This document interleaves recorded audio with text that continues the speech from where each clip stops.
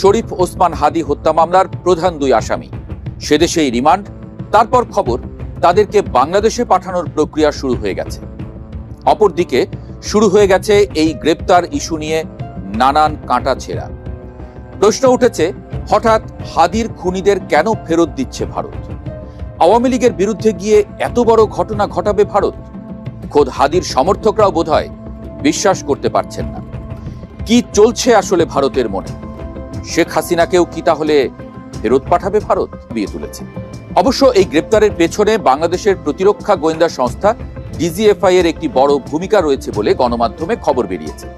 জানা গেছে, সম্প্রতি ডিজিএফআই এর নবনিযুক্ত মহাপরিচালক ভারত সফর করেন এবং সেখানে তিনি সুস্পষ্ট গোয়েন্দা তথ্য সরবরাহ করে আসামিদের গ্রেপ্তারের জন্য জোরালো চাপ দেন। ফলশ্রুতিতে পশ্চিমবঙ্গ পুলিশের স্পেশাল টাস্ক ফোর্স বা এসটিএফ গত 7 এবং 8 মার্চের মধ্যবর্তী রাতে অভিযান চালিয়ে এই দুই আসামিকে গ্রেপ্তার করে।